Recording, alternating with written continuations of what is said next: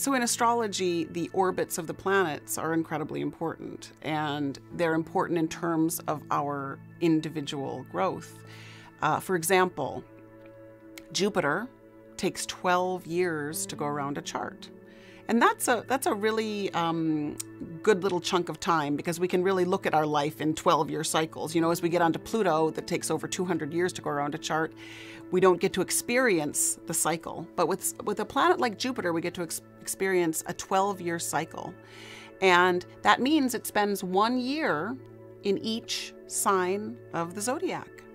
And so we get to grow through whatever sign Jupiter is touching for an entire year. So that's a tangible period of time where we can really grow. So for example, if you're a Capricorn and Jupiter is in the sign of Capricorn, you better believe during that 1 year, there's tremendous opportunity to outgrow an old self.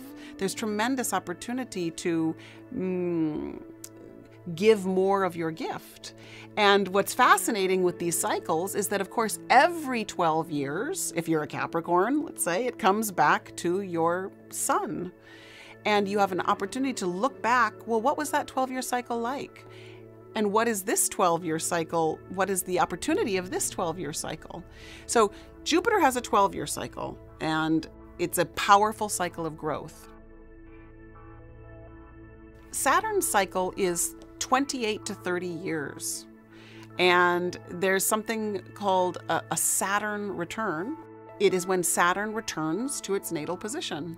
So what that means is that we have been tested in every area of our life at that point. And what that symbolizes is an astrological adulthood, because the first Saturn return, well, okay, now you've been tested. What does your life look like? What do you need to let go of? What do you need to step forward with? Second Saturn return occurs at 56 to 60. And it's a time when you can really step into your greatest authority and your greatest soul purpose. So we pay attention to the cycles of these planets because they afford opportunity to grow in tangible ways. Uranus has an 84-year cycle, and so it moves relatively slowly. It will only hit your sun once in a lifetime. It will only hit your ascendant once in a lifetime. But it has an opportunity all along those 84 years to hit the different points in your chart. It spends 7 to 8 years in each sign, or in each astrological house, 7 to 8 years. So you better believe that if it's working on your chart in a particular area, that area can be revolutionized. That area can be awakened. That area can be reinvented. What I'm going to share with you now is just an understanding of the psychological archetypes or the psychological implications or symbolism behind each planet. And you got to understand that a planet is an entity too. A planet is an entity, and it's evolving, and it has a lower nature and a higher nature. And sometimes the planet's lower nature is being what is recognized, and sometimes it's its higher nature. So just very simply put, the planets are great beings and living beings, and they are evolving as we are evolving, and they are moving through initiations of consciousness as we are moving through initiations of consciousness. And some of the planets have evolved more fully than others. And so when we speak of the sacred planets, they are those that have gone beyond certain initiations, where the non-sacred planets are still on the path of evolution, but have not reached the same level as the sacred planets. So there are certain planets, Mercury, Venus, Jupiter, Saturn, Uranus, Vulcan, Neptune, that are the sacred planets. And they have journeyed further and are fully soul-infused. So the non-sacred are Sun and the Moon, although in a different category. Mars, Earth, and Pluto are all the non-sacred planets. I'll just go through all of the planets and give you a sense of what they represent. We use the word planet, but I'm going to include the sun and the moon in this too. So the sun is the great symbol in astrology of several things, and in a way the sun is it's the symbol of identity. It's the symbol of beingness. And that's why the sun is the absolute perfect symbol for the sense of self, because it is the symbol in the sky of the great centralizing force. The sun is also the symbol of vitality. It represents the principle of vitality. But the sun is also the symbol of the soul, too. So that's how to understand the sun. Now, in esoteric astrology, the next planet out isn't actually Mercury, it's Vulcan. Now, Vulcan is not used in traditional astrology at all. But Vulcan in esotericism is a very sacred planet, very powerful, and it's said to be within 8 degrees of the sun within the orbit of Mercury. And Vulcan is, in mythology, Vulcan was the blacksmith of the gods. And Vulcan would reshape matter, raw matter, with power and will, and shape it into something luminous and useful.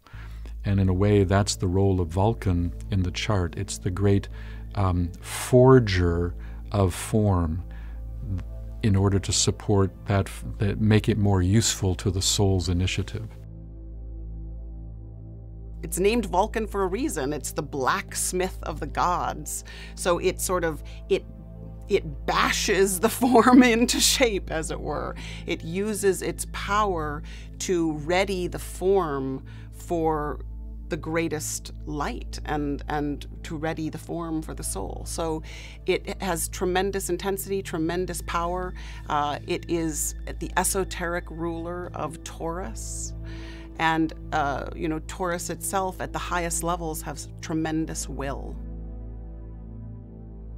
It's an interesting question. Why have we not discovered Vulcan? And I would suggest that we're not ready to discover Vulcan because once we discover Vulcan, it will have a certain power in the world that we need to be able to wield and work with. And the first ray is no small energy. So on one hand, we've discovered the planets along the way when we were ready to incorporate and work with them more fully. And the question is whether we're actually ready to work with the energy of will and power at this level, whether humanity is ready for it.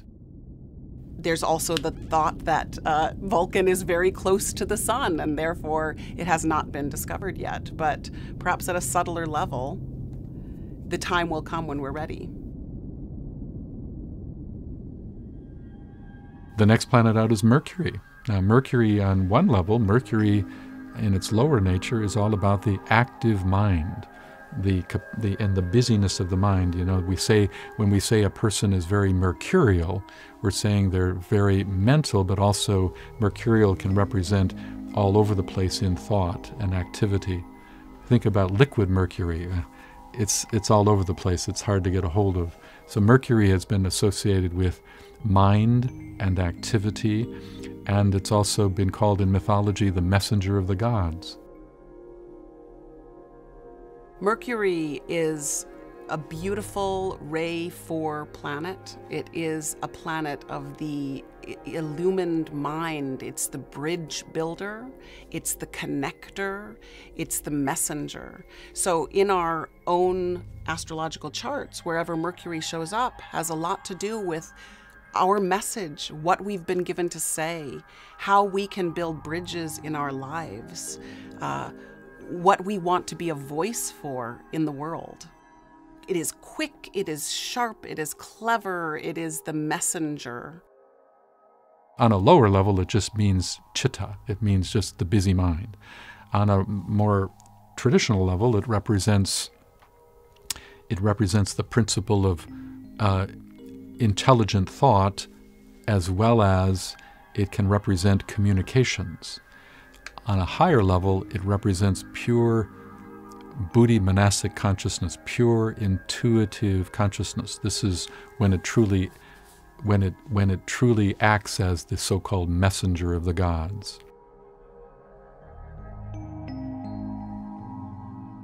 Mercury gives us a chance to give our soul gift through words, through writing, through conversation, through connection. And Mercury is very connected to building the bridge between the personality and the soul. It's very connected to the Antakarana. The next planet out to look at is Venus.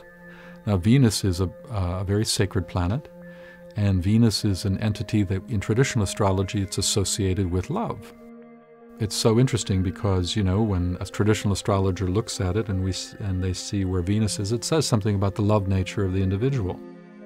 But what's interesting about that is that that's true in terms of Venus's personality. Venus has a second ray personality, which is the ray of love.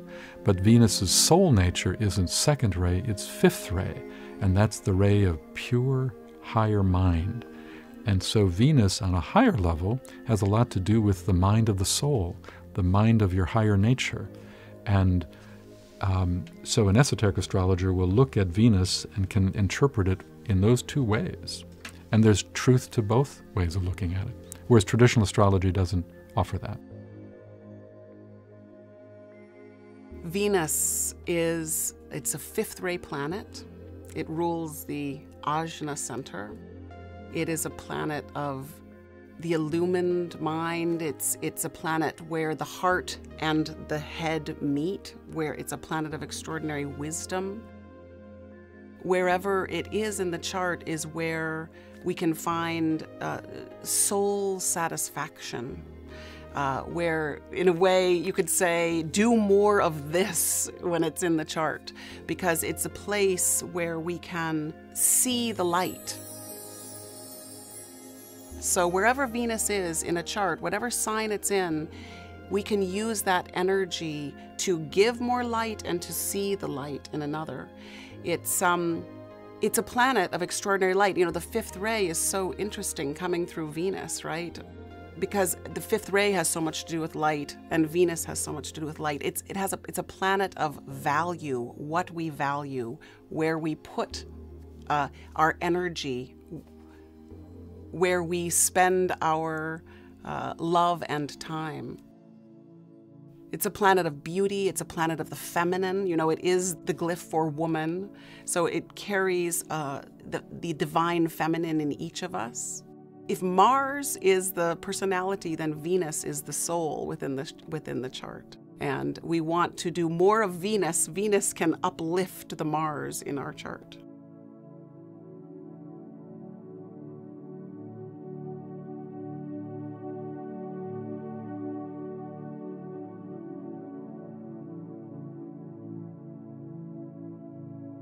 The Earth is interestingly also used in this philosophy in astrology. You know, it's so interesting. Traditional astrology doesn't have the Earth as a ruler of any sign. And I always think, that's the most incredible oversight I've ever heard of, you know. But the Earth is an entity, and the Earth is part of the zodiac, and the Earth is part of the solar system. And it's said to be the spiritual ruler of the sign of Sagittarius. And it's said to be the hierarchical ruler of the sign of Gemini. And the Earth, in a more practical way, the Earth's position always represents where to ground your truth. So always think of the Earth as the symbol for grounded application. So Earth is a non-sacred planet. It's a third-ray planet. We're in the process of the sacredization of the Earth, and humanity is a huge part of that. The Earth in the chart is opposite the Sun, of course, and in esoteric astrology, it's often the place where the work is done. You know, you can look at the Sun's position, you can look at the rising position, but where the Earth is a very practical position for where you can solidly give your gift, where you can manifest your gift, whatever sign it's in. There's a tangibility to it. There's a tangibility to the Earth. You know, the Earth is one of the younger planets. It's on its way to higher initiations, but for the time being, it's still a non-sacred planet, and we are all part of bringing more light to this Earth.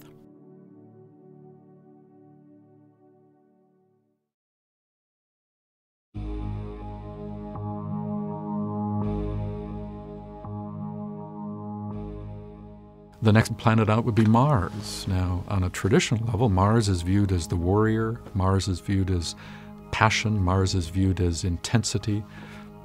Mars sometimes gets a bad rap because it has to do with irritation, inflammation. These are words that are often keywords for understanding Mars. And there's truth to all of it. But Mars is also a planet that represents unbending spiritual commitment. And so when Mars, on a higher level, when Mars is integrating into the life, and it's saying something about where to apply your focused emotional conviction. Mars is the warrior. It's a sixth-ray planet. It is it rules the integrated personality. It's connected to the solar plexus as well in the body. It has tremendous drive and desire, and at a certain level, until we're more soul infused, it can be where the fight is in the chart. It can be where things are stirred up. It can be where we go after something with an emotional intensity. As we progress, Mars becomes more and more of I would say in a way, the illumined warrior, the one that fights for the good, that one that fights for the light, that one that fights for the cause. So it's just a matter of like how evolved the Mars in you is, right? What is the warrior fighting for? And as the personality is more and more integrated, it becomes a vehicle through which you can give your gift. So Mars ruling the integrated personality, of course, then, as we progress, becomes more and more of a servant to the soul.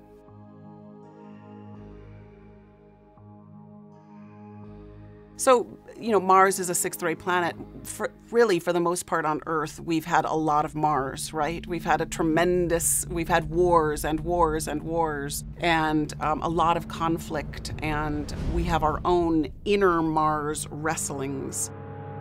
Perhaps one of the most important things that has to happen for humanity is that we do have to integrate our personality, so that, in fact, there's a conversation that can occur with Venus, There's a conversation that can occur to fight the good fight, to fight the right fight, to use these energies, not clashing, not for what we want. Mars at a lower level wants a lot, But hopefully as we evolve, what we want refines, and what we want is for the good of all.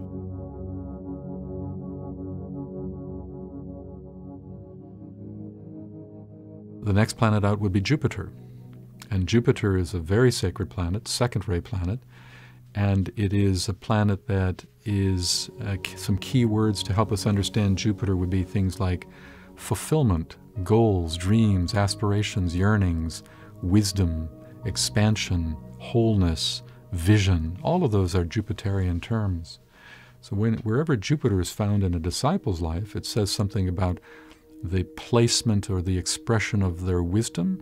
It says something about the nature of how life can move towards spiritual fulfillment, and in many ways it can define right direction.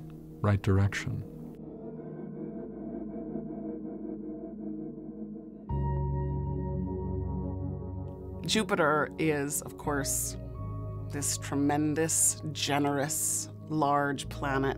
Its energy is that big. It's a second-ray planet.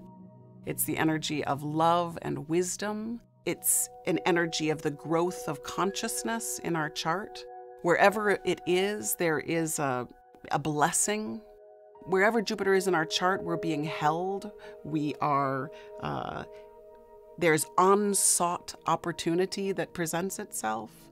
It is the planet that truly helps us grow through nourishment and through generosity and illumination. It's the teaching planet, it is the great teacher. You could say that Jupiter represents all the great teachers through time, because it is the energy that uplifts others and helps others grow through its touch. And it also, on a certain level, Jupiter, it rules death, because in order to grow into the next cycle of our lives, we have to die to something in ourselves. And so I suppose at every great transition, Jupiter is present, because it is asking us to call in more and more light, and allowing us to leave behind something that no longer truly reflects who we are.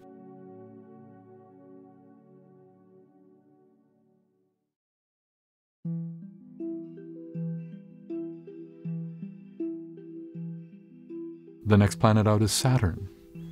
And Saturn is one of the most powerful planets out there. In traditional astrology, it tends to get a bad rap. Saturn is used in traditional astrology to represent things like hardship, challenge, lessons to be learned, karma. All of that's true, by the way. If you want to know where karma is playing out in a person's chart, look to Saturn. It's said to be the lord of karma. But Saturn is also the planet that is, in a way, it is said that Saturn escorts you to the gate of initiation. Because Saturn is the planet that makes evolution possible in a certain sense. It ensures that we go through the right lessons in order to find that place of full enlightenment. Saturn is the planet that is most distant from the sun that you can see with the naked eye. Everything beyond Saturn, you have to have a telescope to see it. So symbolically, Saturn rules the frontier between the seen worlds and the unseen worlds. So what's the seen worlds mean? Well, the seen worlds represents my personality consciousness, my day-to-day consciousness. And what does the unseen world symbolize? The soul and the spirit beyond. And Saturn sits at the gate. And Saturn says, you really want to live in the unseen world, rather than just getting a glimpse now and then? Saturn says, no problem, I can make that happen. But here's what you got to do first. So Saturn forces you to earn your way to enlightenment. It's so interesting. It's connected, as I said, to the law of karma. It's the law of karma. But it's so interesting because the law of karma has another name. Another name for the law of karma is the law of opportunity. The law of opportunity. Saturn is both a bestower of karma and a conveyor of earned opportunity. It's a fantastic planet when you really rise to its occasion.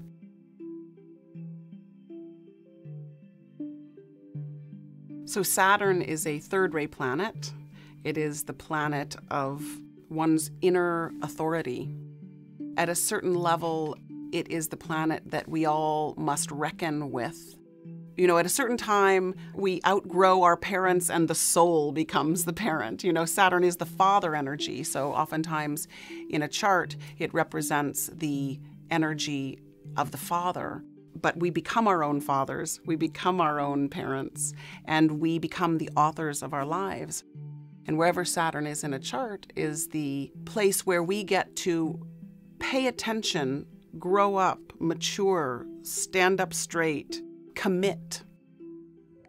It is the planet where we are tested. It's a planet of great, great testing, and where we have to overcome these tests to stand at the top of the mountain. It's the planet that rules initiation. Right? So at every level of initiation of consciousness, Saturn is present. You know, Saturn rules Capricorn, which is about climbing the mountaintop of initiation. And at every level, you have to be ready. You have to be fit in order to open yourself to the greater energies that want to pour through those transpersonal energies, Uranus, Neptune, and Pluto. So Saturn gets us fit. Saturn tests us. Saturn provides the opportunity for us to be ready. It's the planet that rules time. And so with Saturn, the time is now. The time is now to grow. The time is now to prepare yourself, prepare all of us for the age of Aquarius, really. So Saturn gives the cool, clear light to any situation, to any relationship. It brings in a level of maturity and authority and discipline that is needed for us to grow. Whereas Jupiter might say, yes, grow. Saturn says, grow, and I will be here to help you as you face these tests.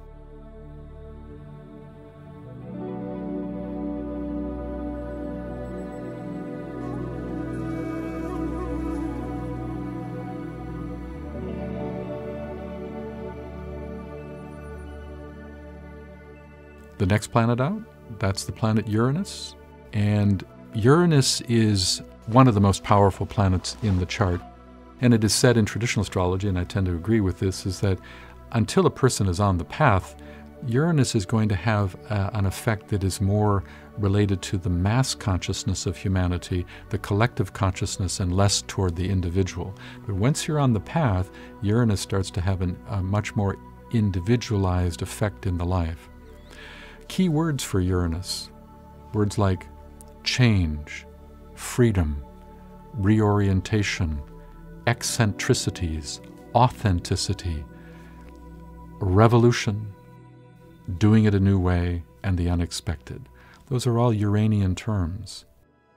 And Uranus is, in the larger sense, it's one of the most advanced of the planets, and it's said to be the great initiator. In other words, it's the Hierophant.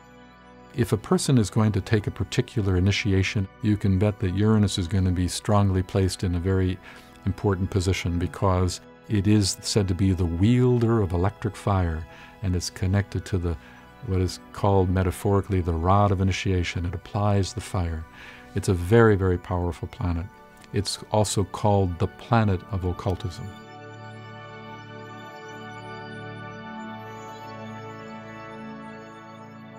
Uranus is a seventh-ray planet. It's a very important planet at this time because the seventh ray is coming into manifestation, and Uranus is profoundly connected to the seventh ray.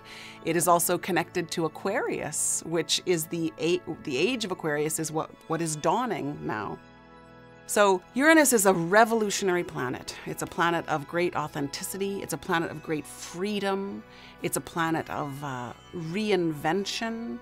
If Saturn follows the rules, then Uranus wants to break them, wants to shatter them, wants to create freedom within form so that life can pour through. It's the god of electricity. It's the god of lightning. It strikes suddenly and unexpectedly.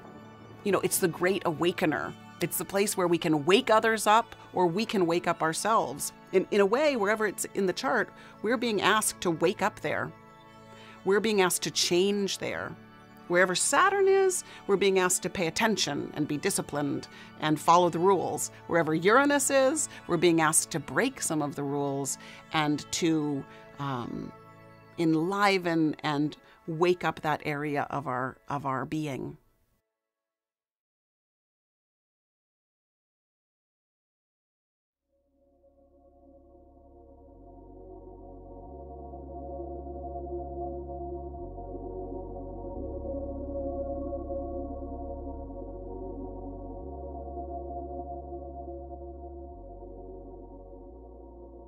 The next planet out is Neptune. Neptune is a planet that is very love-based. Neptune is a marvelous planet, although traditional astrology tends to see only its negative and emphasize its negative more than anything. So when you talk to a traditional astrologer, they'll always talk about Neptune, well, not always, but frequently. They'll talk about Neptune as being the planet that creates elusive thinking. It can lead to a kind of fuzzy perception. It can lead to disillusionment, disappointment, confusion. Those are words that are often kind of tagged with this planet. And there's truth to it. But Neptune is, on a higher level, is the symbol of compassion. Neptune is very much connected to intuition and the imaginative faculty and mystical yearning. And in truth, Neptune is the planet most associated with the Christ principle. If you want to find the Christ in your chart, you look to Neptune. You look to Neptune.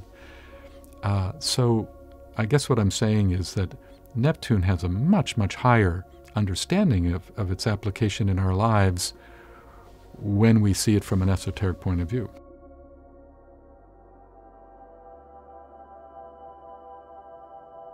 Neptune is a sixth-ray planet, and it is a planet of incredible devotion and idealism.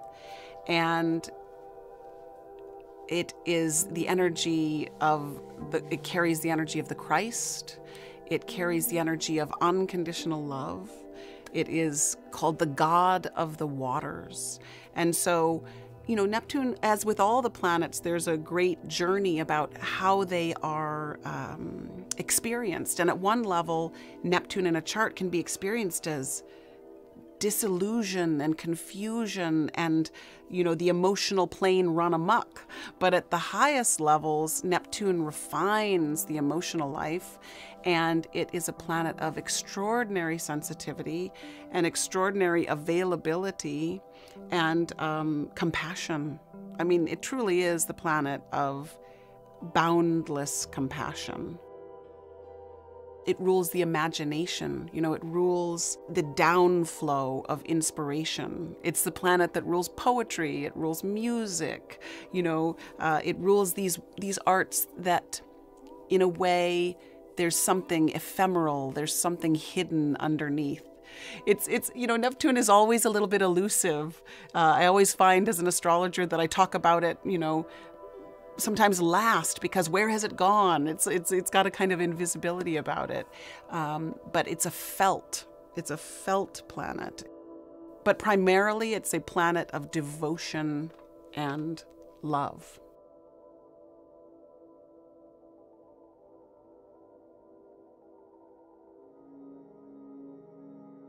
Pluto is a kind of a two-edged sword planet. Pluto, in one sense, is a great transformer, but it's also a great rebel. Wherever Pluto's in your chart, it can say something about the opportunity to deeply transform yourself, but Pluto is also the planet that can shake things up. It's been called the dredger. Pluto, it happens to rule Scorpio, and Scorpio is the sign that's all about looking for the shadow deep inside, looking for those aspects of consciousness that defeat us from being who we truly could be. And Pluto brings it up to the surface and says, you might want to take a look at this, says Pluto.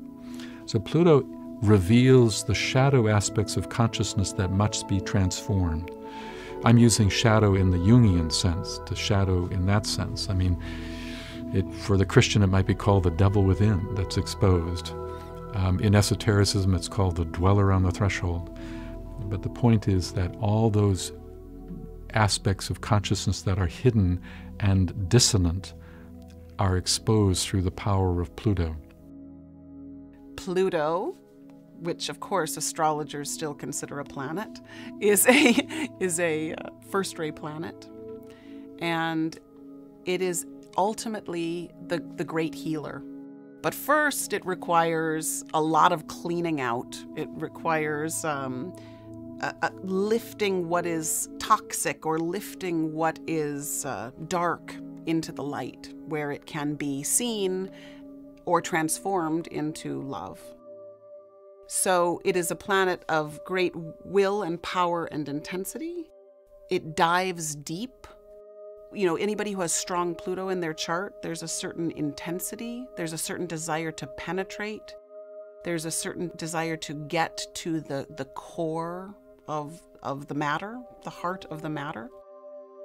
It is a planet of great transformation, and it is a planet of great death and rebirth.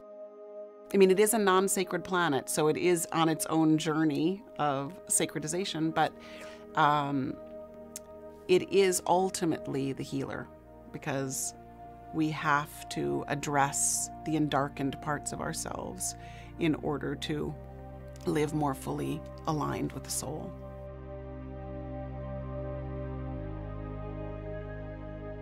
So that's a broad overview of what the planets are. And I also mentioned that the moon is a factor that represents the instinctual past that needs to be transformed. So imagine that in fact, what we are all coming to terms with in the solar system, which seems so vast, and we have more and more beautiful pictures of it every day, and we think of this magnificent solar system as unfathomable. And our Earth is a speck in the solar system, which is a speck, and on and on and on. So we are just one tiny piece of such a vaster system that we are only beginning to understand.